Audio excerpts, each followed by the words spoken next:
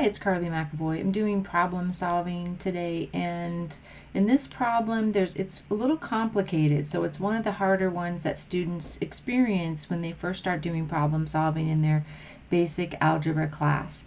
So Seth bought some 2-liter bottles of soda for $2.25 each. He also bought some bags of potato chips for $3.50 each. If he spends $42.75, and if he spent that and bought 14 items, how many of each did he buy? So we know that we want to find out how many bottles of soda that he bought and how many bags of chips that he bought, but we don't want to use two variables. So that's what makes this a little bit complicated. Later you'll encounter math that will allow you to use two variables, which will be helpful. But let's say that I decide to use S, and I call that the number of bottles of soda. I do try to use variables that make sense to me. So at the end of the problem, I'm like, S doesn't stand for potato chips. It stands for soda. So it's helpful to me. And then I don't want to say C is the number of bags of chips. But I want you to think about it for a second as I write this down. If you know that you only bought two things when you went to the store, either soda or chips, and you bought 14 of those two things, then if I bought 4 bottles of soda, how many bags of chips would I have purchased?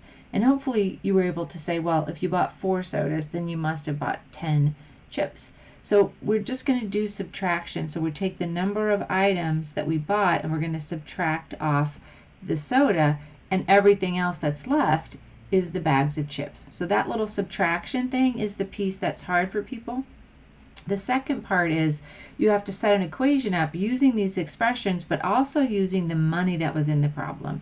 So every time he bought soda, he paid $2.25. And every time that he bought chips, he paid $3.50. We're just going to write 3.5. And then he did that 14 minus S times. And that total was $42.75. So that's the difficult piece is remembering to subtract here and then getting your equation set up correctly. But this is just the item times its cost and the items times their cost. And so then I could distribute, I need to do 13.5 times 14, which is actually 49. I did that earlier, so I didn't just do that in my head now. That's 49. And then 3.5 times S is 3.5S. I'm subtracting that, and that gives me 42.75. So now what I would do is say 225 minus 3.5. And when I subtract that, I'm going to get negative 1.25. And that negative is not worrisome because we're also going to subtract $49 over here, and you can see we're going to get a negative on both sides, and those two negatives are going to make it all work out to be nice and positive here, minus 6.25. And then I'm going to divide both sides by negative 1.25. And that means that the number of S, which is soda, is 5.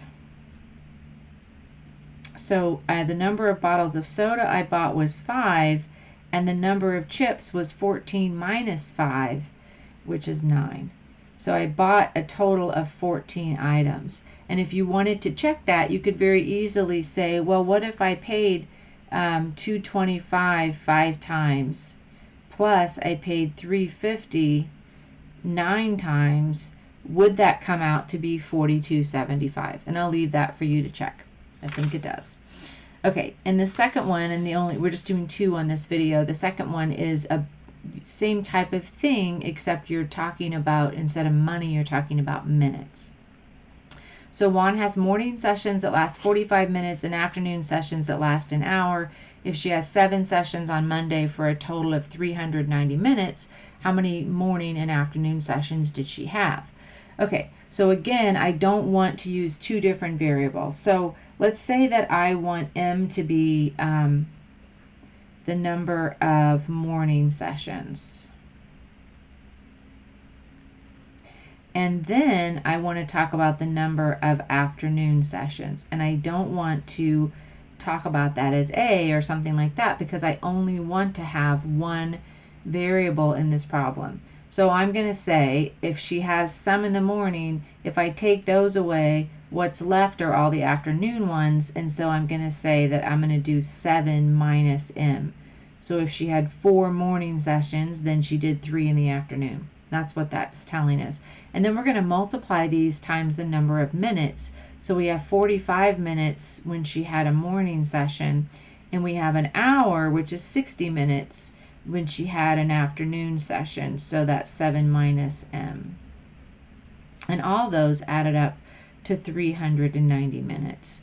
So I have 45M plus 420, that's 60 times 7, minus 60M equals 390. Now 45 minus 60 is negative 15, but that's fine because when we subtract 420 on both sides, I'm going to get a negative, so that works out. And it's hard for me sometimes to talk and think, so give me a break on that. So I'm going to subtract 420 and get negative 15M equals negative 30. And then divide both sides by negative 15, it gives me 2. And that means I had 2 sessions in the morning, and I had 7 minus 2, or 5 sessions in the afternoon. And once again, if you wanted to, you could multiply 2 times 45 and 5 times 60 to make sure that that added up to 390 minutes. All right, have a fantastic day, and we'll see you next time.